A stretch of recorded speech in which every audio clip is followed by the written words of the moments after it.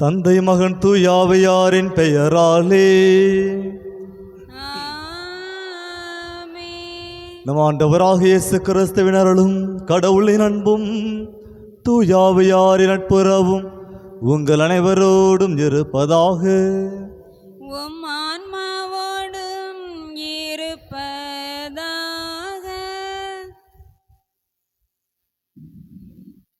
திருப்பலி முன்னுரை. இயேசுவிற்கு மிகவும் பிரியமானவர்களே, தவக்காலத்தின் 4ஆம் ஞாயிறு திருப்பலிக்கு உங்கள் அனைவரையும் எஸ்தர் அன்பியம் சார்பாக அன்போடு அழைக்கின்றோம். முதல் வாசகத்தில் மகிழ்ச்சி கொண்டாட்டமாகவும், 2ஆம் வாசகத்தில் ஒப்புரவாகவும், நற்செய்தி வாசகத்தில் இல்லம் திரும்புவதாகவும் முன்வைக்கப்பட்டுள்ளது. ஒருவரை ஒருவர் ஏற்றுக்கொண்டு அன்புடனும் நட்புடனும் வாழ முற்படும் போதுதான் நம் மனமாற்றத்தின் நிறைவை காண்கிறோம். நம்முடைய காரசாரமான வார்த்தைகள் எத்தனை உறவுகளை முறித்திருக்கும், எத்தனை மனதை காயப்படுத்தி இருக்கும் என்பதை சிந்தித்து பார்ப்போம். இந்த தவக்காலம் நம்மில் வீழ்ந்து கிடக்கும் பாவம், சுயநலம் போன்ற ஆன்ம அழுக்குகளை போக்கும் அருமையான வாய்ப்பாக அமைந்துள்ளது. நம்மிலே மனமாற்றம் காணவும், அடுத்தவரின் மனமாற்றத்தை ஏற்று மகிழவும் அருள் வேண்டி இத்திருப்பலியில் இணைவோம். வாழ்ந்தவர்களின் திருப்பலியிலே இந்த திருப்பலி சிறப்பிக்கின்ற எஸ்தர் அன்பிய குடும்பங்களின் நலனுக்காகவும் பிள்ளைகளின் படிப்பிற்காகவும் கொண்டாடுவோம்.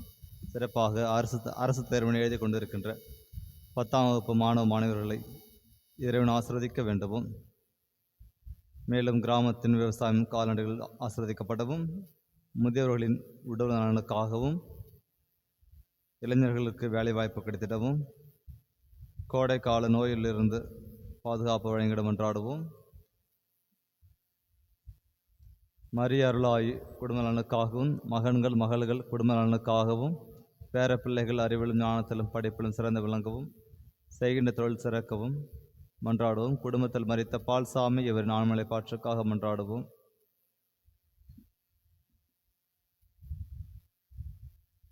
ராஜம் ஆசிரியர் குடும்பத்திற்கு இறைவன் செய்து வருகிற எல்லா நன்மைகளுக்கு நன்றியாகவும், குடும்பத்தில் மறைந்தாரோடு தந்த ஜேம்ஸ் நிக்கோலாஸ் சேவியர் ஆசிரியர், பிளாசியஸ் ஆசிரியர், நிக்கோலாஸ் மரிய புஷ்பம் தங்கம் இருதயம், திரேஷா அந்தோனிசாமி அல்போன்ஸ் பிரான்சிஸ் ஆகியோர் ஆண்மலை பாற்றுக்காக கொண்டாடுவோம்.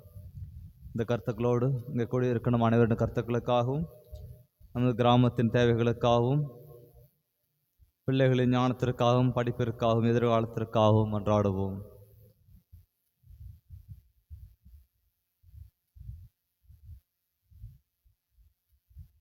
அன்புமிக்க சகோதர சகோதரர்களே, நம் திருமுழுக்கு நினைவாக நமது தலைக்கப்படும் தமது படைப்பாகிய தண்ணீரை புனிதப்படுத்தி அருளுமாறு நம் கடவுளாகிய ஆண்டவரை கெஞ்சி மன்றாடுவோமாக.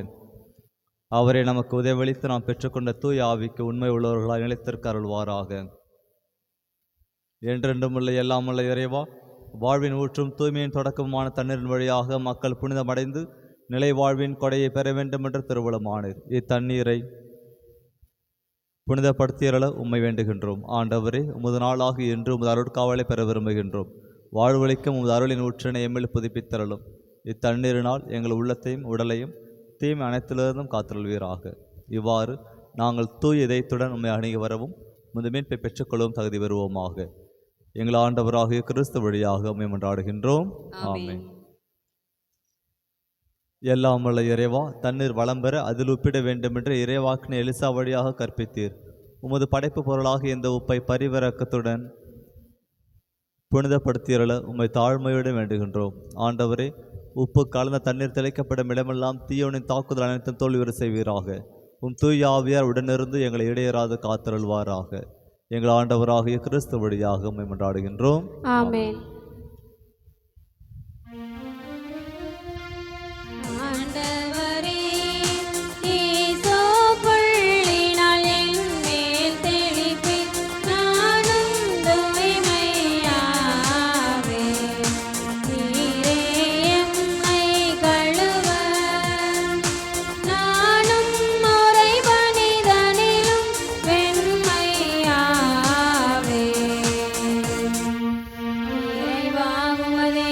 பெருக்கத்திற்கு ஏற்ப என் மேல் இரக்கம் கொள்ளுவே.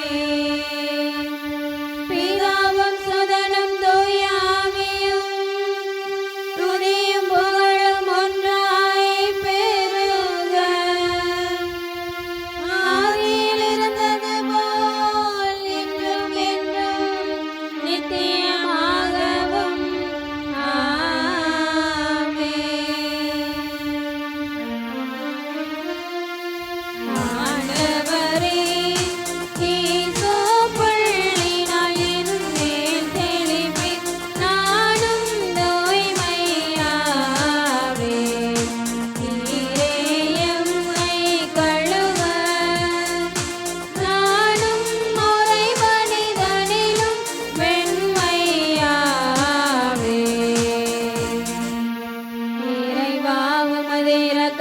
உள்ளத்திற்கு ஏற்ப என் மேல் இரக்கம் கொள்ளுவே. பிதாவும் சுதனும் தூய ஆவியும் புகழும் ஒன்றாய் பெருக. ஆதியில் இருந்தது போல் இன்றும் என்றும் நித்தியமாகவும் ஆமென்.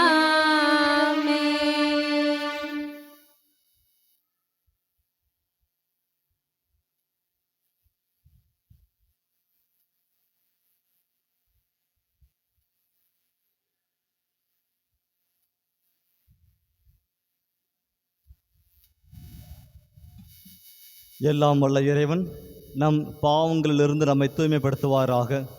இந்த நற்கருணை கொண்டாட்டத்தின் வழியாக அவர் தம்முடைய ஆட்சியின் விருந்தில் பங்கு கொள்ள நம்மை தகுதி பெற செய்வாராக. ஆமென். மன்றாடுவோமாக.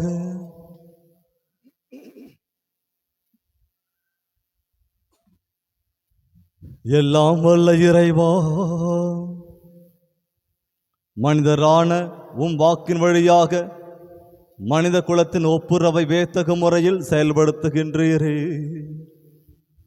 அதனால் ஆர்வமிக்க இறைபற்றாலும் உயிர் துடிப்புள்ள நம்பிக்கையாலும் வரவிருக்கும் பெருவிழாவுக்கு கிறிஸ்தவ மக்கள் விரைந்திட எங்களுக்கு அருள் புரிவீராக. உம்மோடு தூயாவியாரின் ஒன்றைப்பில் இறைவனாய் என்றென்றும் வாழ்ந்து ஆட்சி செய்கின்ற எங்கள் ஆண்டவரும் உம் திருமகனுமாகிய கிறிஸ்து வழியாக உம்மை மன்றாடுகின்றோம். ஆமென்.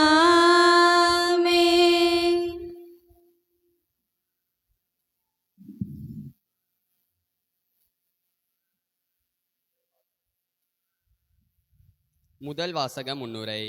மோசேயின் தலைமையில் எகிப்து நாட்டை விட்டு புறப்பட்ட இஸ்ரேல் மக்கள் யோசுவாவை படை தலைவராக கொண்டு யோர்தானை கடக்கின்றனர்.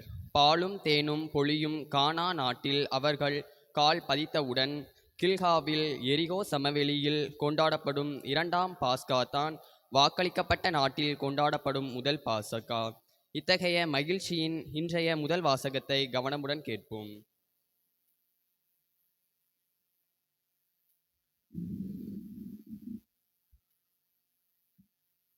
முதல் வாசகம். யோசுவா நூலிலிருந்து வாசகம். அதிகாரம் 5, இறைவசனங்கள் 9 முதல் 12 வரை. யோசுவா நூலிலிருந்து வாசகம். அதிகாரம் 5, இறைவசனங்கள் 9 முதல் 12 வரை. அந்நாட்களில் ஆண்டவர் யோசுவாவிடம், இன்று எகிப்தியரின் பள்ளிச்சொல்லை உங்களிடமிருந்து நீக்கிவிட்டேன் என்றார். இஸ்ரேலர் கில்காவில் தங்கினர். மாதத்தின் 14ஆம் நாள் மாலை எரிகோ சமவெளியில் பாஸ்கா கொண்டாடினர். பாஸ்காவின் மறுநாள் நிலத்தின் விளைச்சலையும் புளிப்பற்ற அப்பத்தையும் வறுத்த தானியத்தையும் உண்டனர். நிலத்தின் விளைச்சலை உண்ட மறுநாளிலிருந்து மன்னா நின்றது. இஸ்ரேலருக்கு மன்னா மீண்டும் கிடைக்கவில்லை. கானான் நிலத்தின் விளைச்சலை அந்த ஆண்டு உண்டனர். இது ஆண்டவர் வழங்கும் அருள்வாக்கு. இறைவனுக்கு நன்றி.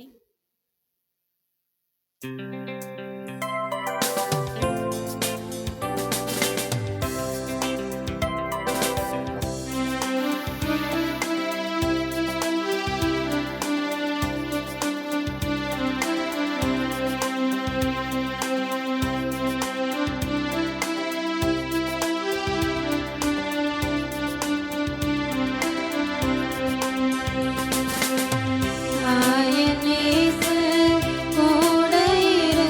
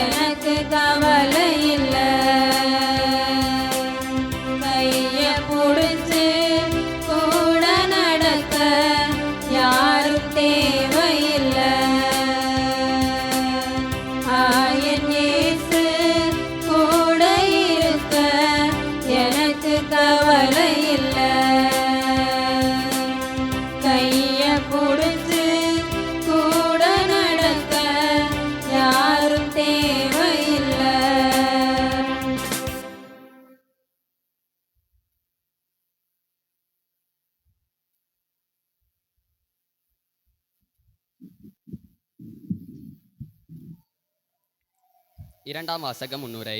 திருத்தூதர் பணி என்பது ஒப்புரவாக்கும் பணி என்று குருந்து நகர திருச்சபைக்கு மனம் திறக்கும் பவுலடியார். அந்த ஒப்புரவு என்றால் என்ன, ஒப்புரவு பணியில் மக்கள் மற்றும் தன் பங்கேற்பு என்ன என்பதை தெளிவுபடுத்தும் இரண்டாம் வாசகத்தை கவனமுடன் கேட்போம்.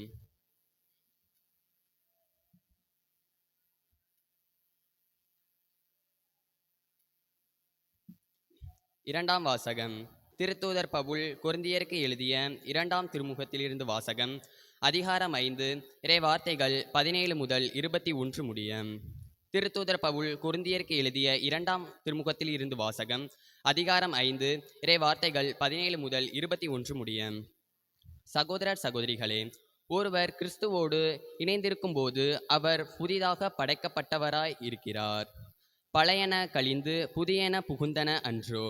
இவை யாவும் கடவுளின் செயலே. அவரே கிறிஸ்துவின் வாயிலாக நம்மை தம்மோடு ஒப்புரவாக்கினார்.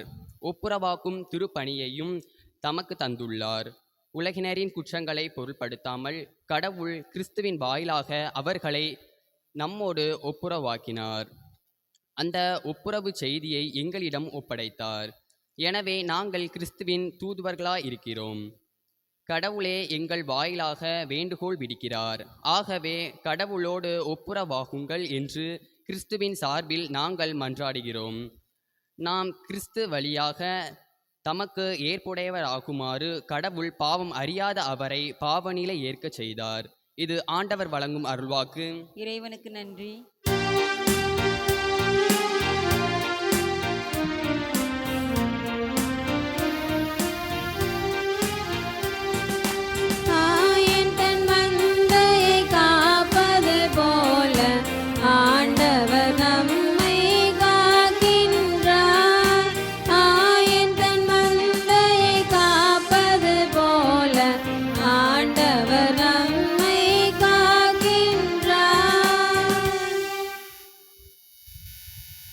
ஆண்டவர் உங்களோடு இருப்பாராக. உம் ஆன்மாவோடும் இருப்பாராக. லூக்கா எழுதிய தூய நற்செய்தியிலிருந்து வாசகம். ஆண்டவரே மாட்சி உமக்கே. லூக்கா எழுதிய நற்செய்தி அதிகாரம் 15 இறை வார்த்தைகள் 1 முதல் 3 மேலும் 11 முதல் 32 முடிய. அக்காலத்தில் வரி தண்டுவோர் பாவிகள் யாவரும் இயேசு செல்வதை கேட்க அவரிடம் நெருங்கி வந்தனர்.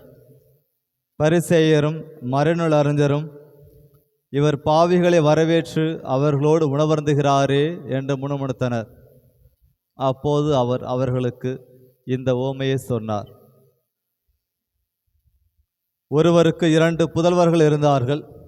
அவர்களுள் இளையவர் தந்தையை நோக்கி, அப்பா, சொத்தில் எனக்கு உரிய பங்கை தாரும் என்றார்.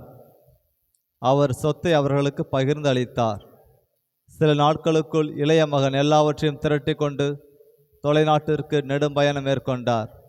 அங்கு தாறுமாறாக வாழ்ந்து தம் சொத்தையும் பாழாக்கினார். அனைத்தையும் அவர் செலவழித்தார். பின்பு அந்த நாடு முழுதும் கொடிய பஞ்சம் ஏற்பட்டது. அப்பொழுது அவர் வறுமையில் வாடினார். எனவே அந்நாட்டு குடிமக்களுள் ஒருவரிடம் அண்டி பிழைக்க சென்றார். அவர் அவரை பன்றி மேய்க்க தம் வயல்களுக்கு அனுப்பினார். அவர் பன்றிகள் தின்னும் நெற்றுகளால் தம் வயிற்று நிரப்ப விரும்பினார். ஆனால் அதை கூட அவருக்கு கொடுப்பாரில்லை. அவர் அறிவு தெளிந்தவராய், என் தந்தையின் கூலி ஆட்களுக்கு தேவைக்கு மிகுதியான உணவு இருக்க நான் இங்கு பசியால் சாகிறேனே. நான் புறப்பட்டு என் தந்தையிடம் போய், அப்பா, கடவுளுக்கும் உமக்கும் எதிராக நான் பாவம் செய்தேன். இனிமேல் நான் உம்முடைய மகன் எனப்பட தகுதியற்றவன். உம்முடைய கூலி ஆட்களுள் ஒருவனாக என்னை வைத்துக்கொள்ளும் என்பேன் என்று சொல்லி கொண்டார். உடனே அவர் புறப்பட்டு தம் தந்தையிடம் வந்தார். தொலையில் அவர் வந்து கொண்டிருந்த போதே அவர் தந்தை அவரை கண்டு பரிவு கொண்டு ஓடிப்போய் அவரை கட்டி தழுவி முத்தமிட்டார். மகனோ அவரிடம், அப்பா, கடவுளுக்கும் உமக்கும் எதிராக நான் பாவம் செய்தேன்.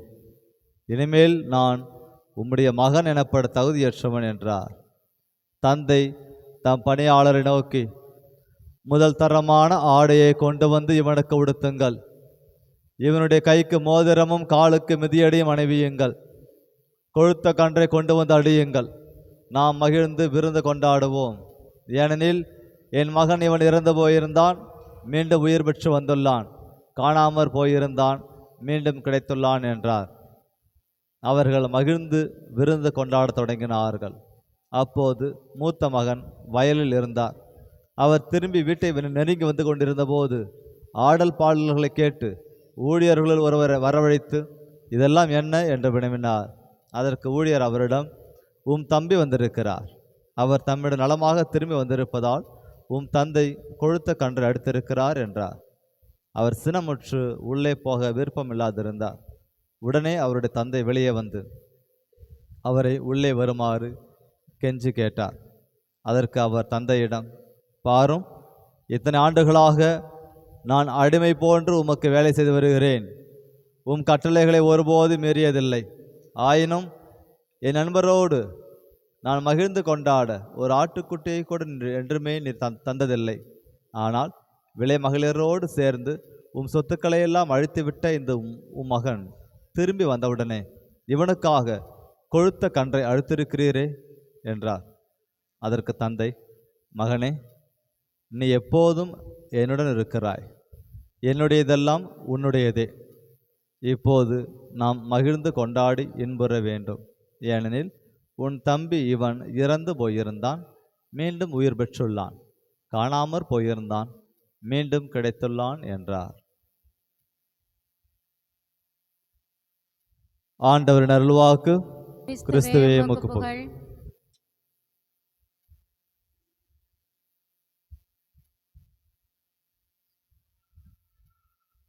Praise the Lord. Praise the Lord. சத்தமாக சொல்லுங்க, கை தூக்க சொல்லுங்க. கை யாருக்கெல்லாம் இருக்குது? கை இருக்கா? Praise the Lord. கையை தூக்க சொன்னேன், காது கேட்குதா? Praise the Lord. இயேசுவுக்கே புகழ். இல்லை, கையை தூக்கி சொல்ல சொன்னேன், காது கேட்குதா? பசங்களே, காது கேட்குதா?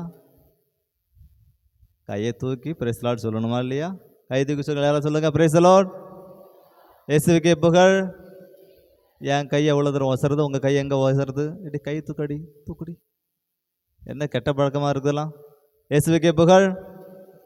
இயேசுவுக்கே நன்றி. இயேசு வாழ்க, மரியே வாழ்க. என்ன இயேசுவுக்கே புகழ் சொல்ல கை வரல? ரொம்ப கூச்சமாக இருக்கா? கோயிலில் உட்காந்துக்கிட்டு நல்லா இருக்கீங்களா? கோயிலுக்கு வர கஷ்டமாக இருக்குதா? பூசைக்கு வர கஷ்டமாக இருக்குதா? கை தூக்க கஷ்டமாக இருக்குதா? ஆண்டவர்கிட்ட பேச கஷ்டமாக இருக்குதா? பதில் சொல்ல கஷ்டமாக இருக்குதா? இல்லை இல்லை, கோயிலில் உட்காந்துட்டு போய் சொல்லாதீங்க. கோயிலில் உட்காந்துட்டு போய் சொல்ல. எவ்வளோ பேர் லேட்டாக வரீங்க? எதுக்கு லேட்டாக வரீங்க? என்ன வேலை வீட்டில்? அப்படி அப்போ கஷ்டமாக இருக்குல்ல? நேரத்துக்கு போக விருப்பம் இல்லை. நேரத்துக்கு போக விருப்பம் இல்லை. கஷ்டமாக இருக்க அடுத்த விஷயம், நேரத்துக்கு கோயிலுக்கு போக எனக்கு இன்ட்ரெஸ்ட் கிடையாது, விருப்பம் கிடையாது. ஏன்னா அங்கே எவ்வளோ மேக்சிமம் என்ன ஒரு மணி நேரம் 1.5 மணி நேரம் உட்காந்துருவீங்களா ஒரு பூசையில்? ஞாயிற்றுக்கிழமை பூசையில் பெரும்பாலுமே போனால் ஒரு 1.5 மணி நேரம் உட்காருவீங்களா? உட்காரத்துக்கு விருப்பம் இல்லை. பாதி பூசையில் வந்தால் போதும். அப்படியா? உண்டா இல்லையா? எல்லா வாரமும் இப்படி தான் பண்ணுறோம். இந்த வாரம் எங்களுக்கு ஒன்றும் புதுசாக இல்லைங்கிறீங்களா?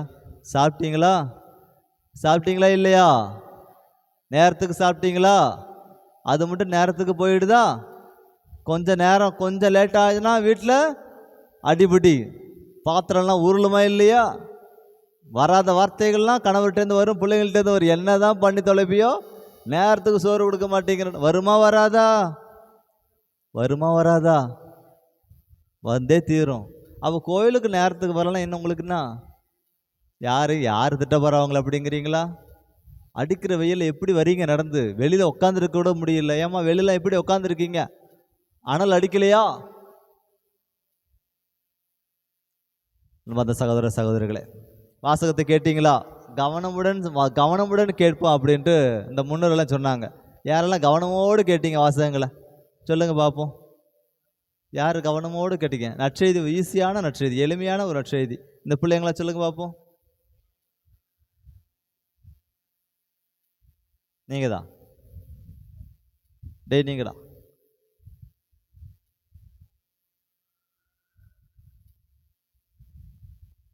என்னடா வாசகம் வாசிங்க, என்ன கேட்டீங்க?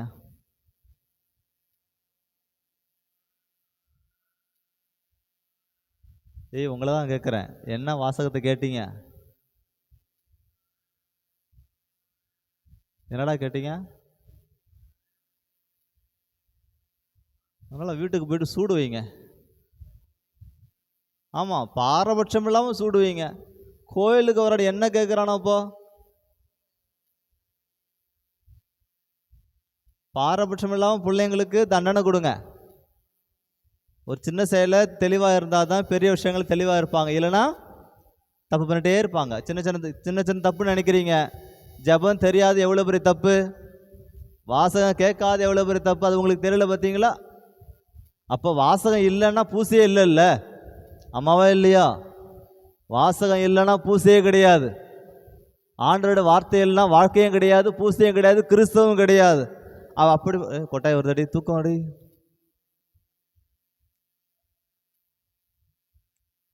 அன்பார்ந்த சகோதர சகோதரிகளே, என்ன நற்செய்தி கேட்டீங்க? யாரு சத்தமா கோயிலில் சத்தமா சொல்லுங்க, கூச்சப்படாதீங்க, வெக்கப்படாதீங்க.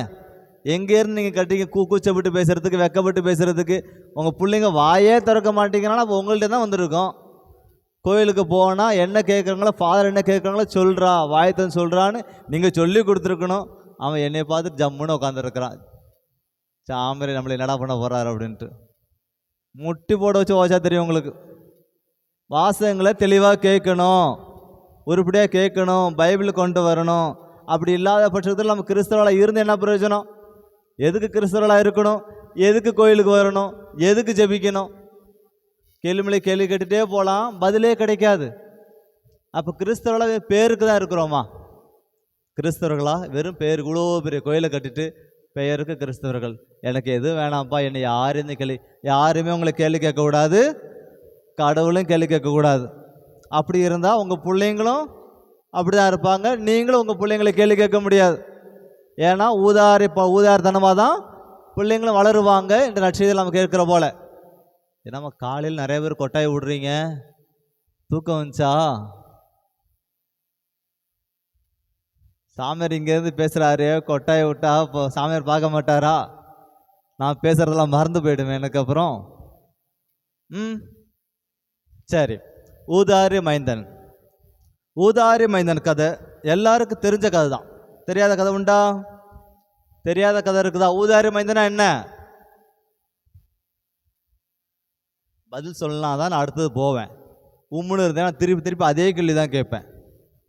புரியுதா? ஊதாரி மைந்தன் கதையில் என்ன தெரியும்?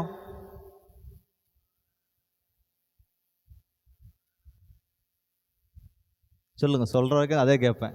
ஊதாரி மைந்தன் கதையில் சொல்லுங்க. உங்களை தான் கேட்குறோம்லே, சொல்லுங்க, யாராவது சொல்லுங்க.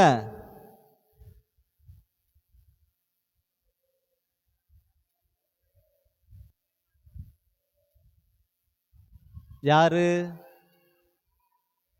சின்ன பையன் என்ன கேட்டான்? அப்பாட்ட போயிட்டு என்ன கேட்டான்? சொத்தெல்லாம் எனக்கு பிரித்து கொடு. இன்னைக்கு யாராவது உங்கள் பிள்ளைங்க உங்கள்கிட்ட இப்படி வந்து கேட்க முடியுமா? உங்கள் பிள்ளைங்க உங்கள்கிட்ட வந்து சொத்தை பிரித்து கொடுன்னு கேட்க முடியுமா? கேட்டாலும் நீங்கள் கொடுத்துருவீங்களா? அப்போ தியானிக்கணும் இல்லையா? சும்மா கதை தெரியும், ஆண்டவர் ஓமையாக கொடுத்துருக்காரு. ஆண்டவர் ஓமையாக கொடுத்துருக்கிறாரு, நீங்கள் புரிஞ்சுக்கணுங்கிறதுக்காக, மக்களுக்கு புரியணும், மண்டல ஏறணும், மனசில் ஏறணுங்கிறதுக்காக தான் எளிமையாக புரியும்படி பேசுகிறாரு. இதுவே நமக்கு புரியாத போல இருக்கிற எப்படி? ஏதோ கேட்டிருந்து காதில் வாங்கி அந்த காலை விட்டுட்டு போகிறதுக்கா?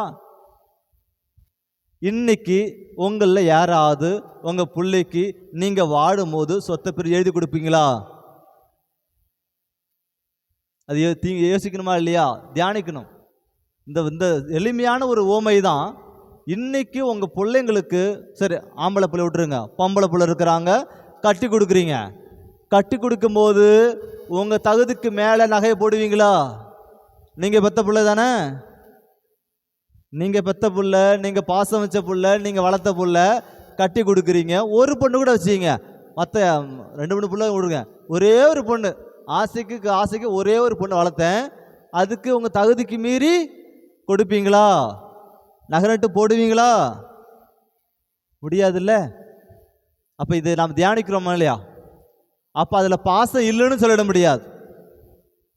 இந்த ஒரு சின்ன விஷயத்தில் என் பொண்ணுக்கு நகை போடலை, என் பொண்ணுக்கு அவள் கேட்குறதுக்கோ அல்ல அதிகபட்சமாகவோ என்னால் கொடுக்க முடியல அப்படிங்கிறதால அதில் பாசம் இல்லைன்னு சொல்ல முடியாது, உறவு நெருக்கம் இல்லைன்னு சொல்லிட முடியாது.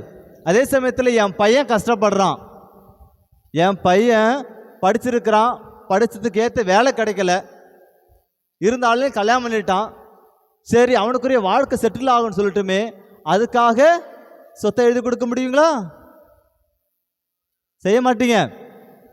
எளிமையான ஓமை வாழாக ஆண்டவர் பேசுகிறார். இதை நாம் தியானிக்கணும். நம்ம கண்டிப்பாக செய்ய மாட்டோம். நான் சாகிற வரைக்கும் சொத்து என் பேரில் தான் இருக்கும், சொத்து என் பேரில் தான் இருக்கும், என் பிள்ளைய கொடுக்க மாட்டேன், நான் செத்ததுக்கு அப்புறம் எடுத்துக்கிட்டோம்.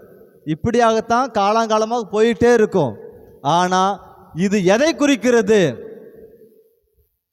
ஒரு பெற்றோர் பிள்ளைகள்கிட்ட உள்ள அன்பையும், பிள்ளைகள் பெற்றோர்களிடத்தை அப்பா அம்மா கிட்ட வச்சிருக்கிற அன்பையும் பாசத்தையும் மரியாதையும் வளர்க்கக்கூடியதாக இருக்கிறது. எந்த ஒரு ஊதார மைந்தனுக்கும், எந்த ஒரு கெட்ட பிள்ளைக்கும், கெட்ட பழக்கம் வச்சிருக்கிற பிள்ளைக்கும் அப்பா அம்மா எதையும் ஈஸியாக செஞ்சிட மாட்டாங்க. அவன் திரும்பி வரணும், அவன் நல்ல வேலை செய்யணும், குடும்பத்தை நல்லா நடத்தணும், நல்லா சம்பாதிக்கணும், சம்பாதித்து அதிகம்னாலும் பரவாயில்ல, குடும்பத்தை ஒழுங்காக நடத்துவதற்கான தகுதி என் பிள்ளைக்கு இருக்கணும். அதை நான் கண்ணால் பார்க்கணும், நான் வாழும்போதே அதை பார்க்கணும். அதுதான் எல்லா அப்பா அம்மாவுக்கும் விருப்பம். இதில் மாற்றமே கிடையாது, இதில் கொஞ்சம் நஞ்சம் மாற்றமே கிடையாது. பட்டாதான் புத்தி வரும்னு சொல்லிட்டு ஒரு பழமொழி பேசுவாங்க, அனுபவமே சிறந்த ஆசான்னு சொல்லிட்டு. ஆக ஒவ்வொருவருக்கு வாழ்க்கையிலையும் கஷ்டங்கள் இருக்குது, ஒவ்வொரு குடும்பத்திலையும் ஒவ்வொரு தனிப்பட்ட விதத்தில், அது உடன் பிறந்தவர்களாக இருக்கட்டும், பெற்றோர்களாக இருக்கட்டும், நண்பர்களாக இருக்கட்டும், எல்லாருடைய குடும்பத்திலுமே தனிப்பட்ட விதத்தில் ஒவ்வொருவருக்கும் தனியாக கஷ்டங்களும் ஒன்று இருக்குது. தனிப்பட்ட விதத்தில் குடும்பமாக பேசலை, ஒரு கணவனாக இருக்கட்டும், மனைவியாக இருக்கட்டும், பெற்றோர்களாக இருக்கட்டும், பிள்ளைகளாக இருக்கட்டும், இப்படி தனித்தனியாக பார்த்தாலே உங்களுக்குள்ள உள்ள கஷ்டம் இருக்குது, உங்களுக்கு உள்ள பிரச்சனைகளும் இருக்குது. ஆனால் அதை எவ்வாறாக நாம் கையாள கற்றுக்கிறோம்.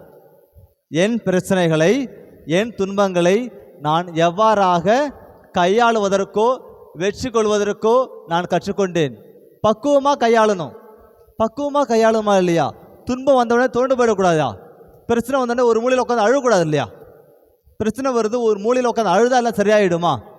பிரச்சனைகளை தாண்டுவதற்கான, தீர்ப்பதற்கான வழியை நாம் பார்க்க வேண்டும்.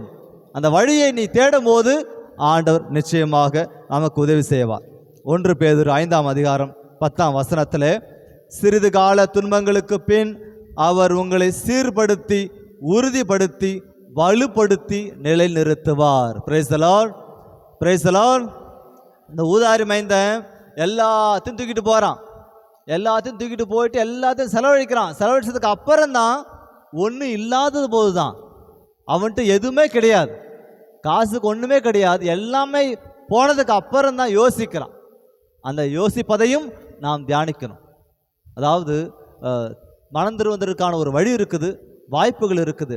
அந்த வாய்ப்பை இந்த ஊதாரி மைந்தன், இந்த ஊதாரி மகன் பயன்படுத்தி கொண்டான். அந்த வாய்ப்பை பயன்படுத்தி கொண்டான். மாறாக சில பேர் என் அப்பா அப்படி எப்படி இவனை ஏற்றுப்பாப்புல, இதுக்கு மேலே நான் போனால் எங்கள் அப்பா என்னை ஏற்றுப்பாரா, என் அண்ணா என்னை ஏற்றுப்பானா அப்படின்ட்டு அங்கே போகாமலே, வீட்டு பக்கம் போகாமலே ஒரு பக்கம் கஷ்டப்பட்டு வாழ்ந்து இறக்கக்கூடிய மனிதர்கள் இன்றும் நம்முடைய சமுதாயத்தில் இருக்கிறாங்க. ஆணவத்தோடு, கர்வத்தோடு, ஆணவம், கர்வம், பொறாமை இதெல்லாம் இருக்கிற பட்சத்தில் யாருமே திரும்பி போக மாட்டாங்க. தப்புன்னு தெரியுது, நாம் பண்ணுறது தப்பு நமக்கு தெரியும், தெரிஞ்சாலுமே அதை நியாயப்படுத்தி தான் வாழுகிறோம். நான் பேசுகிறது தப்பு, எங்கள் அப்பா அம்மாவுக்கு எதிராக நான் பேசுவது தப்பு, கட்டளை மீறுகிறேன், பிதாவையும் மாதாவையும் சங்கித்திருப்பாயாக 4வது கட்டளை, 10 கட்டளைகள் 4வது கட்டளை மீறுகிறேன், அப்பா அம்மா எதிர்த்து பேசுகிறேன், அது பேசுகிறேன் தப்புன்னு தெரியுது, இருந்தாலும் அந்த தப்பை நான் நியாயப்படுத்தி காட்டுகிறேன்.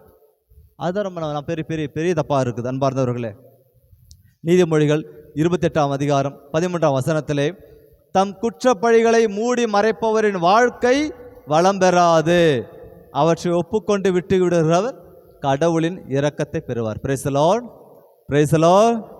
யாரெல்லாம் குற்ற உணர்ச்சியோடு வாழ்கிறீங்களோ, அதை நியாயப்படுத்தி வாழ்கிறீங்களோ, வாழ்க்கை நல்லா இருக்காது, சிறப்பாக போகாது. யாரெல்லாம் குற்ற உணர்ச்சியோடு வாழ்கிறீங்களோ வாழ்க்கை சிறப்பாக அமையாது, குற்ற உணர்ச்சியோடு போய்கிட்டே இருக்கும், பயம் பயம் பயம் பயம்னு போயிட்டே இருக்கும். குற்ற உணர்ச்சி இல்லாமல் தப்பை உணர்ந்து கொண்டு தப்பை ஏற்றுக்கொண்டு மனம் திரும்பி வாழணும்.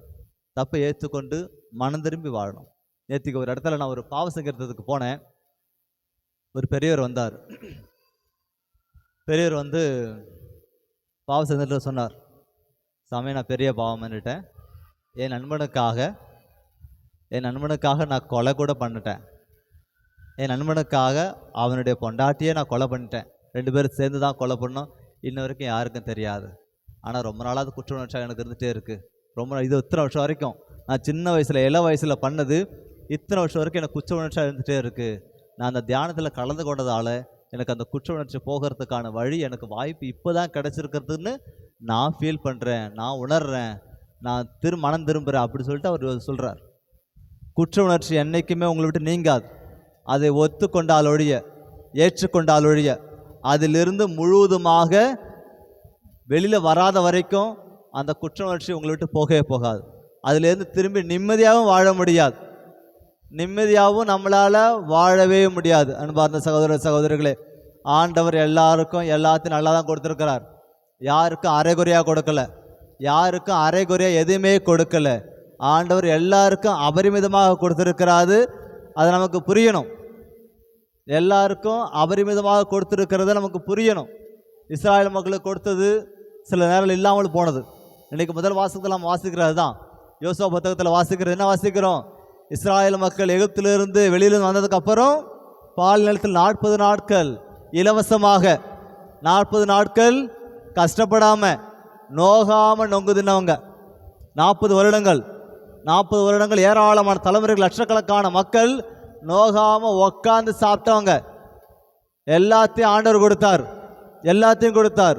ஒரு கட்டத்தில் அவர்களை நல்ல ஒரு நிலைமைக்கு வச்சதுக்கு அப்புறம் ஓகே, இதுக்கு மேலே நீ உன் வாழ்க்கை நீ பார்த்துக்கலாம், இதுக்கு மேலே நான் கொடுக்குற இந்த இலவச உணவு உனக்கு தேவைப்படாது, இதுக்கு மேலே நீ இப்படியாக தான் போகணும் என்று ஆண்டவர் அங்கே கண்டிப்போடு மக்களை வழிநடத்துகிறார். ஆண்டவர் தெளிவோடும் கண்டிப்போடும் அவ்வளோ லட்சக்கணக்கான மக்களை வழிநடத்துகிறார், கண்டிப்போடு திருத்துகிறார். தப்பு பண்ணவங்களை தண்டிச்சார், இருந்தாலும் அவங்களுக்கு தேவையானதை கொடுத்தார், கொடுக்காம இல்லை. இன்னைக்கு நமக்கு தேவையானது என்ன இருக்குது? இன்னைக்கு நாம் வாழறதுக்கு தேவையானது நமக்கு என்ன இருக்குது? என்ன இல்லாமல் இருக்குது? எல்லாமே இருக்கா இல்லையா? எல்லாம் இருந்தும் என் வாழ்க்கை எப்படி போகுது? இன்னைக்கு எனக்கு நான் வாழறதுக்கு எனக்கு இது இல்லைன்னு சொல்லி அதை சொல்ல முடியுமா? வாழறதுக்கு என்ன வேணும்? தண்ணி வேணும், சாப்பாடு வேணும். அது இல்லாமல் காசு பணம் தாண்டி ஓடிட்டே இருக்கிறோம், தப்பு கிடையாது. அது எல்லாத்தையும் தாண்டி வாழ்க்கையின் உன்னதத்தை புரிஞ்சுக்கணும், புனிதத்தை புரிஞ்சுக்கணும், ஆசீர்வாதத்தை புரிஞ்சுக்கணுமா இல்லையா? ஒரு அப்பா அம்மா பிள்ளைங்களுக்கு சேர்த்து வைக்கிற ஆசீர்வாதம் என்னன்னு உங்களுக்கே தெரியும். அது தலைமுறையாக ஒவ்வொரு ஆசீர்வாதம் போகணும்னா நான் எப்படி வாழணும்னு எனக்கு தெரியும். இருப்பதை கொண்டு மன நிறைவோடு வாழணுமா? பிலிப்பியர் 4ஆம் அதிகாரம் 11ஆம் வசனத்தில் பவுலுடைய அற்புதமாக கூறுகிறார். இருப்பதை கொண்டு மன நிறைவோடு வாழ கற்றுக்கொண்டது. அந்த இருப்பது எங்கே? தலைமுறையாக எல்லா தலைமுறை இடத்துலையும் இருக்கிறது. அது இருக்கிறது உனக்கு வரணும்னா நீ உடனோடு பயணிக்கணும். யாரோடு? உங்கள் அப்பா அம்மாவோடு பயணிக்கணும். உங்கள் அப்பா அம்மா சொல்கிற பேச்சை கேட்டாதான் உனக்குரிய சொத்து உனக்கு வந்து சேரும். இல்லைன்னா அப்பா அம்மா அவங்களுக்குரிய சொத்தை எப்படி பிரிக்கணும், யாருக்கு பிரிக்கணும், எவ்வளோ பிரிக்கணும்னு அவங்களுக்கு தகுதி இருக்குது, உரிமை இருக்குது, பிரிச்சுட்டு போயிட்டே இருப்பாங்க. நீ கேள்வி கேட்க முடியாத இடத்துல இருப்ப. ஆக நாம் என்றைக்கும் நமது உறவில் தெளிவாக இருக்கணும். அது கடவுள் உறவாக இருக்கலாம், பெற்றோர்கள் உறவாக இருக்கலாம், பிள்ளைகள் உறவாக இருக்கலாம். நாம் வாழ்கிற வாழ்க்கையில் உறவு முறை ரொம்ப அவசியம். உறவை தாண்டி நம்மளால் எதுவும் பண்ண முடியாது. எதுவும் பண்ணலாம், ஆனால் நிம்மதியாக வாழ முடியாது. உறவு முறை தான் ஒருவனை நிம்மதியாக வாழ தூண்டும். உறவு முறைதான் ஒருவனை பத்திரமாகவும் பக்குவமாகவும் வாழ தூண்டும். அது கடவுளோடு கொண்ட உறவாக இருக்கலாம், நம்ம பெற்றோர்கள் நம்ம சொந்த பந்தங்களிலே கொண்ட உறவாக இருக்கலாம். ஆண்டவர் அற்புதமாக யோவான் நற்செய்தி 15ஆம் அதிகாரம் 4-5 வசனங்களே, நான் உங்களோடு இணைந்திருப்பது போல நீங்களும் என்னோடு இணைந்திருங்கள். ஒருவர் என்னுடனும் நான் அவருடனும் இணைந்திருந்தால் அவர் மிகுந்த கனி தருவார். இது இன்றைய 2ஆம் வாசகத்தில் பவுலடியார் கொரிந்தியருக்கு திருமுகம் 2ஆம் திருமுகத்தில் அற்புதமாக கூறுகிறார். நாம் கடவுளோடு ஒப்புரவாக வேண்டும், கடவுளோடு ஒன்றிணைய வேண்டும். அதற்குத்தான் கிறிஸ்து வந்தார். கிறிஸ்து வழியாக நாம் தந்தையாம் கடவுளோடு ஒன்றிணைய வேண்டும், ஒப்புரவாக வேண்டும்.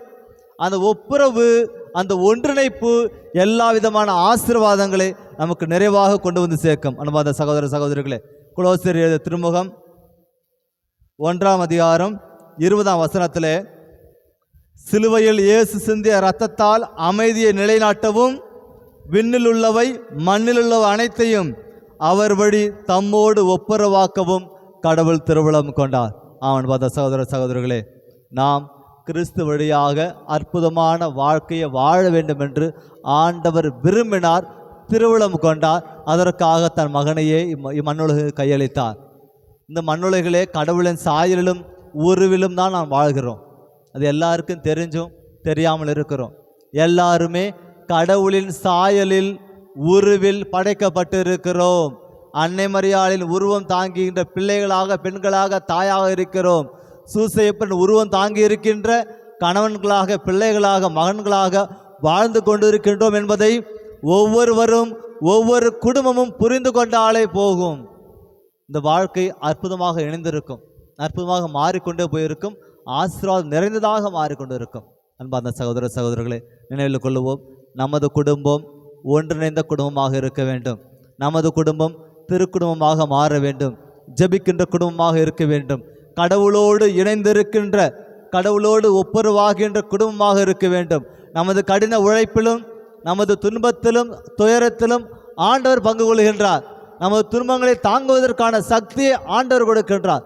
1 கொரிந்தியர் 10ஆம் அதிகாரம் 13ஆம் வசனத்தில் ஆண்டவர் கூறுவது போல, துன்பங்களை தாங்குவதற்கான, சோதனைகளை தாங்குவதற்கான, எதிர்த்து போராடுவதற்கான சக்தியை ஆண்டவர் ஒவ்வொருவருக்கும் வழங்கியிருக்கிறார்.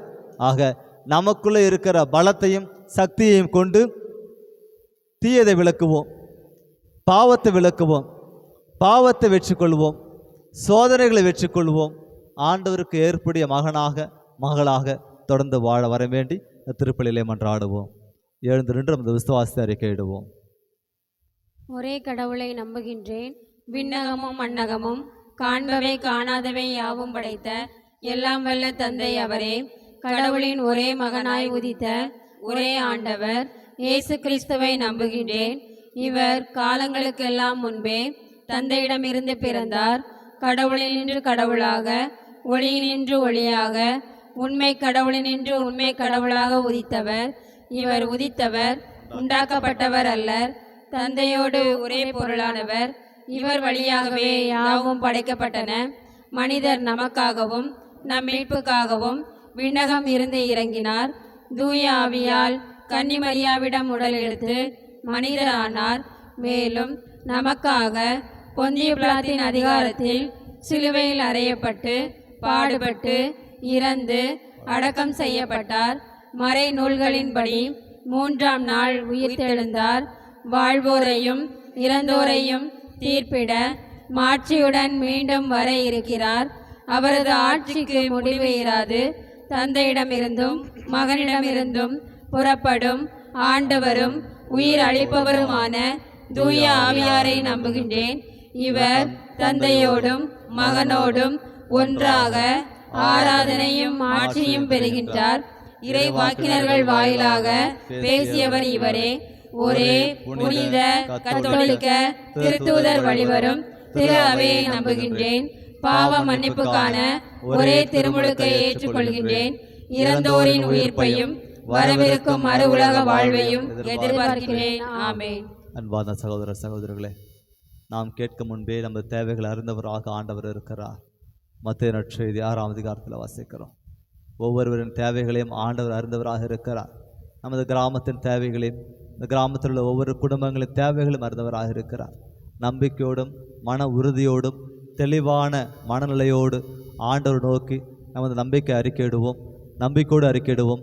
மன்றாட்டுகள், தேவைகள், எதிர்பார்ப்புகள், ஆசைகள், நாம் செய்கின்ற வேலைகள், முயற்சி, முன்னேற்றம் யாவற்றையும் ஆண்டவரிடம் அறிக்கையிடுவோம். ஆண்டவர் நம் வேண்டுதல்களை நிச்சயமாக நிறைவேற்றுவார். அன்பு தந்தையே இறைவா, கிறிஸ்துவின் தூதுவர்களாக விளங்கும் திருத்தந்தை உள்ளிட்ட அருள் பணியாளர்கள் அனைவரும் நிறைவாழ்வை நோக்கிய இத்தவ காலத்தில் இறை மக்களை நேரிய வழியில் வழி நடத்திட இறைவா உம்மை மன்றாடுகிறோம். ஆண்டவரே எங்கள் மன்றாட்டை கேட்டருளும்.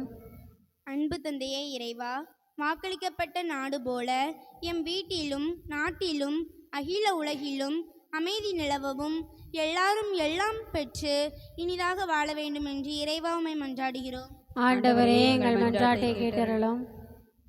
அன்பு தந்தையே இறைவா, இன்றைய திருப்பலியை சிறப்பிக்கும் எஸ்தர் அன்பிய குடும்பங்களின் நலனுக்காகவும், ஊர் மக்கள் நலனுக்காகவும், கால்நடைகளின் நலனுக்காகவும், நல்ல மழை பெய்து விவசாயம் செழிக்கவும் இறைவா உம்மை மன்றாடுகிறோம்.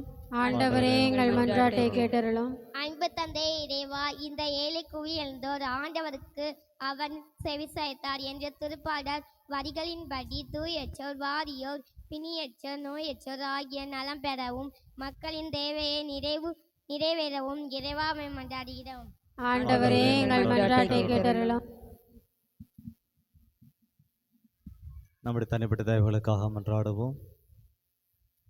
அன்பின் பரலோக பிதாவே, நாங்கள் இப்பொழுது ஏறெடுத்த ஜபங்களையும் இன்னும் இந்த திருப்பலியிலே பங்கெடுத்து ஜபிக்கின்ற உம் பிள்ளைகளாக எங்கள் ஒவ்வொருவரின் மனதிலே இருக்கின்ற ஏறெடுக்க முடியாத ஜபங்களை உமக்கு காணிக்கையாக்குகிறோம். ஒவ்வொருவருக்கும் தேவையான உடலுள்ள நலனை கொடுக்கும்படியாகவும், துன்பத் துயரங்கள், நோய் நொடிகள், பிரச்சனைகள், சோதனைகள் எல்லாவற்றிலிருந்து விடுதலை கொடுத்து நாங்கள் நினைத்த காரியங்கள் நிறைவேறும்படியாகவும், நாங்கள் எடுக்கின்ற முயற்சிகளில் வெற்றியை கொடுக்கும்படியாக எங்கள் ஆண்டவராகிய கிறிஸ்து வழியாக உம்மை மன்றாடுகின்றோம். ஆமென்.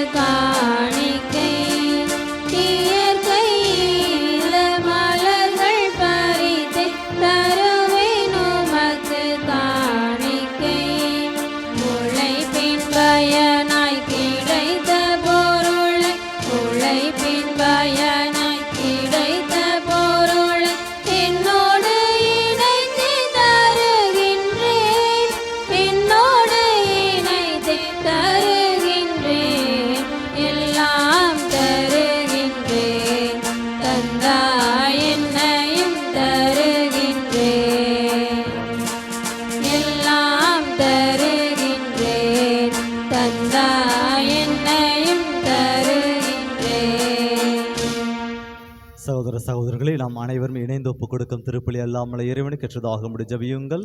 ஆண்டவர் தமது பெயரின் புகழ்ச்சிக்காகவும் மாட்சிக்காகவும் நமது நன்மைக்காகவும் புனித திரு அவை அனைத்தின் நலனுக்காகவும் மது கையில் இருந்த பலியை ஏற்றுக்கொள்வாராக.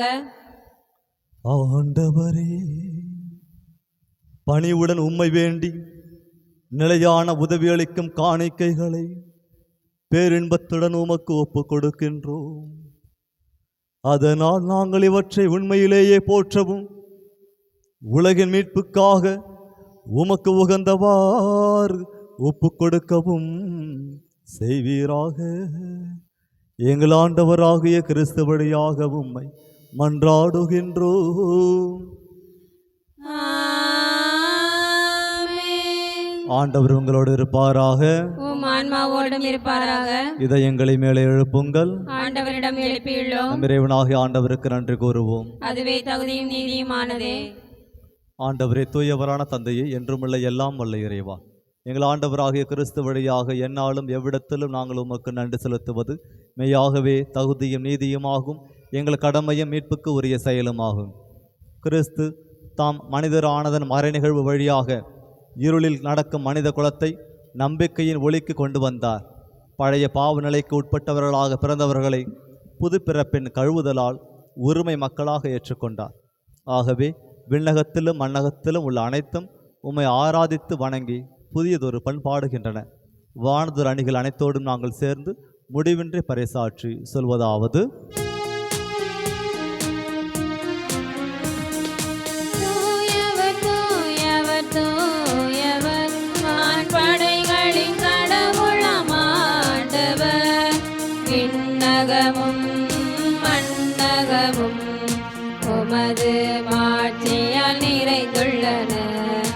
உன்னதங்களிலே ஓசானா, உன்னதங்களிலே ஓசானா.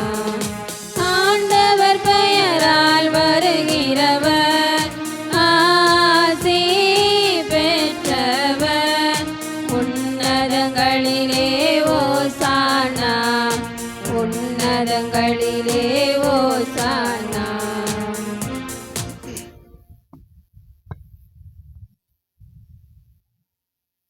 ஆண்டவரின் இனிமையாகவே தூயவர், தூய்மை அனைத்துக்கும் ஊற்று. ஆகவே உம்முடைய ஆவியை பொழிந்து காணை கைகளை தூய்மைப்படுத்த வேண்டுகின்றோம். இவ்வாறு எங்கள் ஆண்டவர் இயேசு கிறிஸ்துவின் உடலும் இரத்தமுமாக எங்களுக்கு இவை மாறுவனவாக.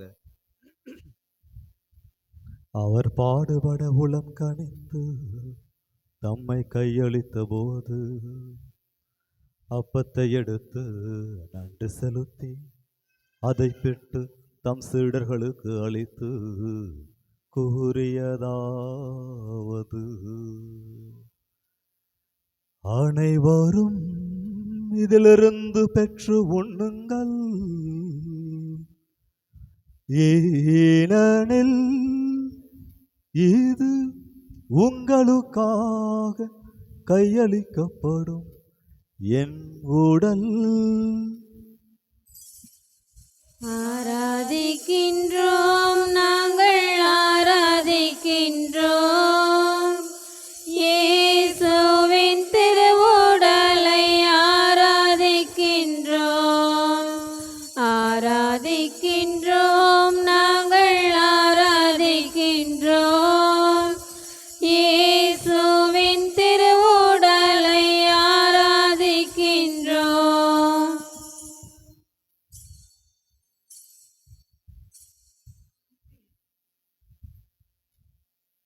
அவ்வண்ணமே இரவு விருந்தை அருந்திய பின் கிண்ணத்தையும் எடுத்து மீண்டும் உமக்கு நன்றி கூறி தம் சீடர்களுக்கு அளித்து அவர் கூறியதாவது: அனைவரும் இதிலிருந்து பெற்று பருகுங்கள், ஏனெனில் இது புதிய நிலையான உடன்படிக்கைக்கு உரிய என் இரத்தத்தின் கிண்ணம். இது பாவ மன்னிப்புக்கென்று உங்களுக்காகவும் பலருக்காகவும் சிந்தப்படும். இதை என் நினைவாக செய்யுங்கள். ஆராதிக்கின்றோம், நாங்கள் ஆராதிக்கின்றோம் இயேசுவின் திரு இரத்தத்தை ஆராதிக்கின்றோம். ஆராதிக்கின்றோம், நாங்கள் ஆராதிக்கின்றோம் இயேசுவின் திரு இரத்தத்தை ஆராதிக்கின்றோம்.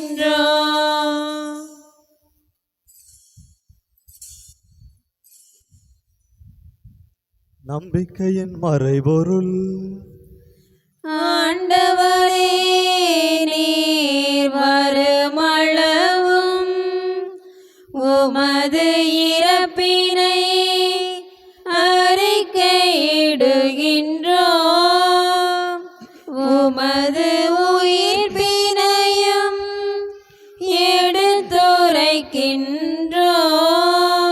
ஆகவே ஆண்டவரே, நாங்கள் கிறிஸ்துவின் இறப்பினையும் உயிர்ப்பினையும் நினைவு கூர்ந்து வாழ்வு தரும் அப்பத்தையும் மீட்பளிக்கும் கிண்ணத்தையும் உமக்கு ஒப்புக் கொடுக்கின்றோம். உம் திருமுன் நின்று உமக்கு ஊழியம் புரிய தகுந்தவர்கள் என எங்களை ஏற்றுக்கொண்டீர். எனவே உமக்கு நன்றி செலுத்துகின்றோம். மேலும் கிறிஸ்துவின் உடலிலும் இரத்தத்திலும் பங்கு கொள்ளும் எங்களை தூய ஆவியார் ஒன்று சேர்க்க வேண்டுமென உம்மை தாழ்மையுடன் மன்றாடுகின்றோம். ஆண்டவரே, உலகெங்கும் பரவியிருக்கும் உமது திரு அவையை நினைவு கூர்ந்தருளும்.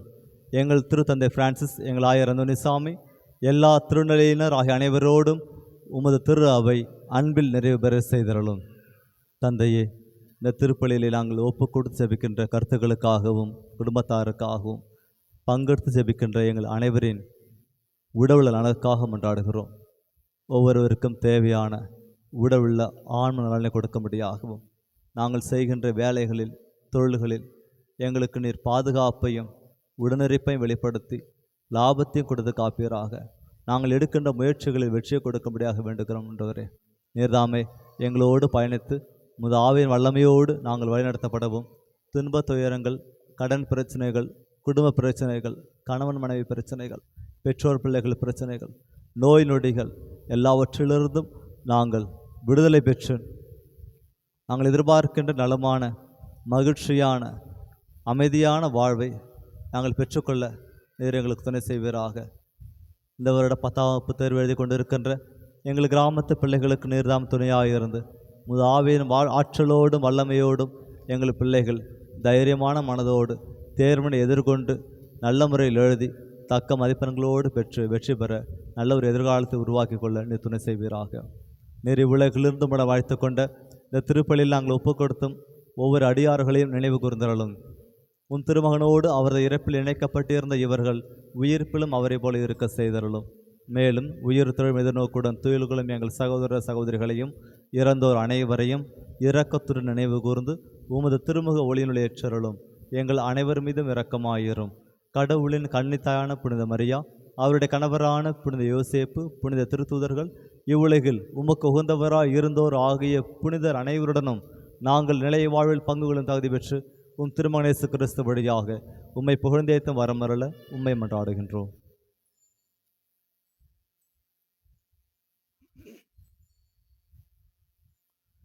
இவர் வழியாக இவரோடு இவரில் எல்லாம் வல்ல இறைவனாகிய தந்தையே, தூயாவியாரின் ஒன்றிப்பில் எல்லா புகழும் மாற்றியும் என்றென்றும் உமக்கு உரியதே. ஆமென். ஆமென். ஆமென். மீட்பரின் கட்டளையால் கற்பிக்கப்பட்டு இறை படிப்பினால் பயிற்சி பெற்ற நாம் துணிந்து பாடுவோம். விண்ணுலகில் இருக்கிற எங்கள் தந்தையே, உமது பெயர் தூயது என போற்ற பெருக. உமது ஆட்சி வருக. உமது திருவுளம் விண்ணுலகில் நிறைவேறுவது போல மண்ணுலகிலும் நிறைவேறுக. எங்கள் அன்றாட உணவை இன்று எங்களுக்கு தாரும். எங்களுக்கு எதிராக குற்றம் செய்வோரை நாங்கள் மன்னிப்பது போல எங்கள் குற்றங்களை மன்னியும். எங்களை சோதனைக்கு உட்படுத்தாதேயும், தீமையிலிருந்து எங்களை விடுவித்தருளும். ஆண்டவரே, தீமை அனைத்திலிருந்தும் எங்களை விடுவித்து எங்கள் வாழ்நாளில் அமைதியை கனிவுடன் அருள உம்மை மன்றாடுகின்றோம். உமது இரக்கத்தின் உதவியால் நாங்கள் பாவத்திலிருந்து எப்போதும் விடுதலை பெற்று யாதொரு கலக்கமுமின்றி நலமாயிருப்போமாக. நாங்கள் எதிர்நோக்க இருக்கும் பேரன்பத்துக்காகவும் எம் மீட்பராகிய இயேசு கிறிஸ்துவின் வருகைக்காகவும் காத்திருக்கின்றோம். ஏனெனில் ஆட்சியும் வல்லமையும் மாட்சியும் என்றென்றும் உமதே. ஆண்டவரே இயேசு கிறிஸ்துவே, அமைதியை உங்களுக்கு விட்டு செல்கின்றேன், என் அமைதியையே உங்களுக்கு அளிக்கின்றேன் என்று உம் திரு தூதர்களுக்கு மொழிந்தீரேன். எங்கள் பாவங்களை பாராமல் உமது திரு அவைய நம்பிக்கையை கண்ணோக்கி உமது திருவுளத்துக்கு ஏற்ப அதற்கு அமைதியையும் ஒற்றுமையையும் அளித்தருள்வீராக. என்றென்று வாழ்ந்து ஆட்சி செய்கின்றவர் நீரே. ஆமென். ஆண்டவருடைய அமைதி உங்களோடு என்றும் இருப்பதாக. உம் ஆன்மாவோடும் இருப்பதாக. ஒருவருக்கொருவர் அமைதியை பகிர்ந்து கொள்வோம்.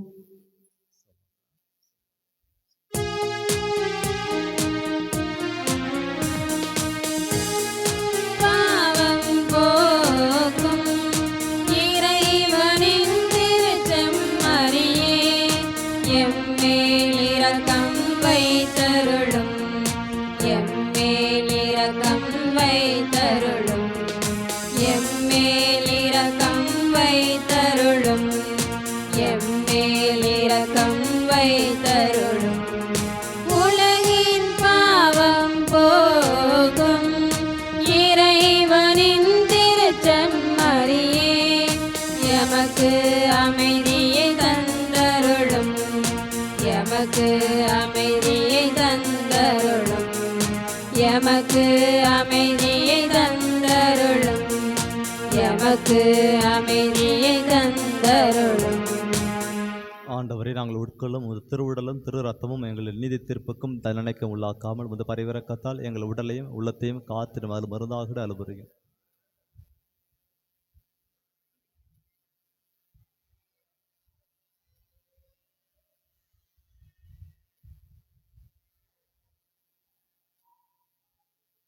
இதோ இறைவனின் செம்மறி, இதோ உலகின் பாவங்களை போக்குபவர். செம்மறியின் விருந்துக்கு அழைக்க பெற்றோர் பேறு பெற்றோர். ஆண்டவரே, நீர் என் இல்லத்தில் எழுந்தருள நான் தகுதியற்றவள், ஆனால் ஒரு வார்த்தை மட்டும் சொல்லியருளும், எனது ஆன்மா நலமடையும். கிறிஸ்துவின் திருவுடல் திரு ரத்தம் நம்மை காத்து முடிவில்லா வாழ்வளிப்பதாக. ஆமென்.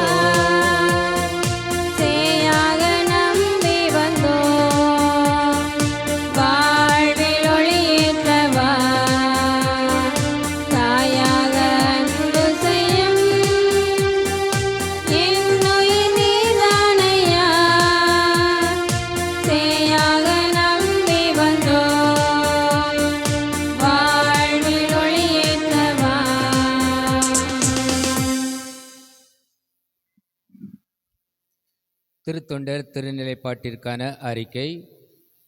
நமது வாடிர் பங்கு மரியதாபுரத்தில் வசிக்கும் கோவில் தெருவில் வசிக்கும் தந்தை வி அருள் மிக்கேல்ராஜ், தாய் செல்லத்தாய், இவர்களது மகன் மரிய ஜோமிக்ஸ் நமது பாளையங்கோட்டை மறை மாவட்டத்தில் பணியாற்ற திருத்தொண்டராக திருநிலைப்படுத்தப்பட இருக்கிறார். இவர் திருத்தொண்டராக திருநிலைப்படுத்தப்படுவதற்கு ஏதேனும் தடைகள் இருப்பின் பங்கு தந்தையிடம் தெரிவிப்பது இறைமக்களாகிய நமது கடமையாகும். வருகின்ற வாரத்தில் திங்கள் செவ்வாய் 2 நாட்களும் மாலை 7:15 மணிக்கு திருப்பலி நடைபெறும். புதன்கிழமை காலை 6 மணி, வியாழக்கிழமை காலை 5:30 மணி, வெள்ளிக்கிழமை மாலை 6:30 மணிக்கு திருப்பலி, தொடர்ந்து சிலுவை பாதை நடைபெறும். சனிக்கிழமை மாலை 7:15 மணிக்கு திருப்பலி நடைபெறும். ஞாயிற்றுக்கிழமை காலை 10 மணிக்கு, வருகின்ற ஞாயிற்றுக்கிழமை காலை 10 மணிக்கு நடைபெறும். அன்றைய தினம் புளியம்பட்டிக்கு அடுத்த வாரம் ஞாயிற்றுக்கிழமை சரியாக 1 மணி அளவில் புளியம்பட்டிக்கு இங்கிருந்து செல்ல வேண்டும். மறை மாவட்ட அளவில் திருப்பயணம் சிலுவை பாதை நடைபெற இருக்கின்றது. ஆகையால் புளியம்பட்டிக்கு வரக்கூடியவர்கள் உங்களது பெயர்களை கொடுத்திட, திருப்பலி முடிந்த பின்பு உங்களது பெயர்களை கொடுத்திடுங்கள். இன்று மாலைக்குள்ளாக வருகின்றவர்கள் உங்களது பெயர்களை கொடுத்தால் நலமாக இருக்கும். அதற்கு அன்பியத்தில் உள்ளவர்கள் உங்களது அன்பியத்தில் உள்ள உறுப்பினர்களிடம் கேட்டு அதை தெரிவிக்க வேண்டுமென உங்களை கேட்டுக்கொள்கிறோம். மேலும் விபிஎஸ் விடுமுறை விவிலிய பள்ளி ஆசிரியர்களுக்கான கருத்தரங்கு 12/4/25 அன்று மத்தளம்பாறையில் வைத்து நடைபெற இருக்கின்றது. ஆகையால் அதற்கு செல்லக்கூடியவர்களும் தயாராக இருக்க வேண்டுமென உங்களை கேட்டுக்கொள்கிறோம். மேலும் இறை அழைத்தல் முகாமானது ஏப்ரல் 2, 3 11, 12ஆம் வகுப்பு முடித்த மாணவர்களுக்கு ஏப்ரல் மாதம் 2ஆம் தேதி 3ஆம் தேதியும் நடைபெற இருக்கின்றது. அதில் கலந்து கொள்ளக்கூடியவர்களும் தயாராக இருக்க உங்களை கேட்டுக்கொள்கிறோம். மேலும் வருகின்ற புதன்கிழமை நமது பள்ளியினுடைய ஆண்டு விழா கலை நிகழ்ச்சியானது மாலை 3 மணி அளவில் நடைபெற இருக்கின்றது. வருகின்ற புதன்கிழமை நமது பள்ளியின் ஆண்டு விழா கலை நிகழ்ச்சியானது மாலை 3 மணி அளவில் நடைபெற இருக்கின்றது. அனைத்து பெற்றோர்களும் மற்றும் ஊரில் உள்ள அனைவரும் இந்த நிகழ்ச்சியை கண்டு களித்திட, வருகை தந்து உற்சாகப்படுத்திட உங்களை அன்போடு கேட்டுக்கொள்கிறோம். மேலும் இன்றைய தினம் திருப்பலியை சிறப்பித்த எஸ்தர் அன்பியத்தார்கள் கடந்த நாளில் அவர்கள் ஆலயத்தை சுத்தப்படுத்தி வெளிப்புறத்தை சுத்தப்படுத்தி சிறப்பு செய்திருக்கின்றார்கள். ஆகையால் அவர்களை உற்சாகப்படுத்தும் விதமாக கரவொலி எழுப்பி அவர்களுக்கு நமது நன்றியை தெரிவித்துக் கொள்வோம். நன்றி கூறி மன்றாடுவோமாக. ஆண்டவரே, இவ்வுலகுக்கு வரும் ஒவ்வொரு மனிதரையும் ஒளிர்விக்கின்ற நீர், எங்கள் இதயங்களை உமது அருளின் சுடரால் ஒளிவித்தருள உம்மை வேண்டுகின்றோம். அதனால் உமது மாண்புக்கு தகுதியானதையும் விருப்பமானதையும் என்று நினைவில் கொண்டு உம்மை நேர்மையாக அன்பு செய்ய வலிமை பெறுவோமாக. எங்கள் ஆண்டவராகிய கிறிஸ்து வழியாக உம்மை மன்றாடுகின்றோம்.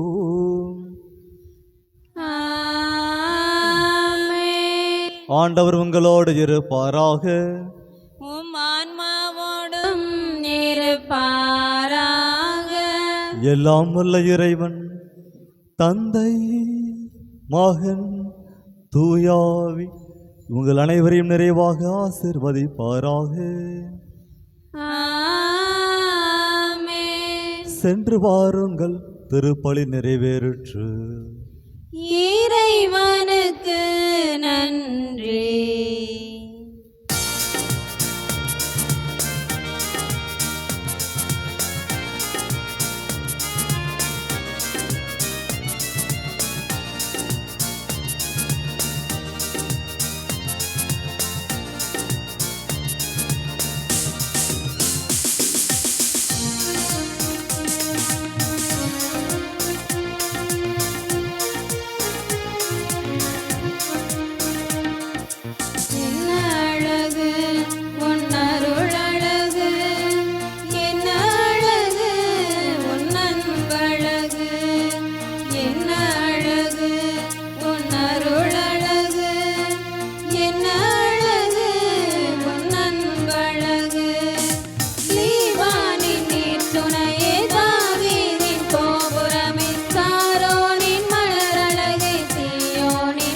மகள்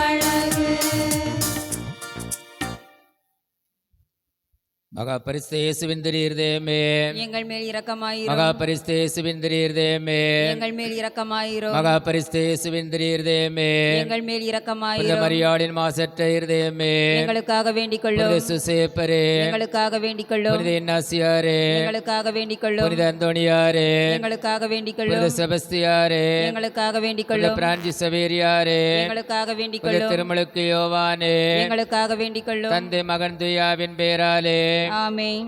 நிலையான புகழுக்குரிய தூய இறை நன்மைக்கு எல்லா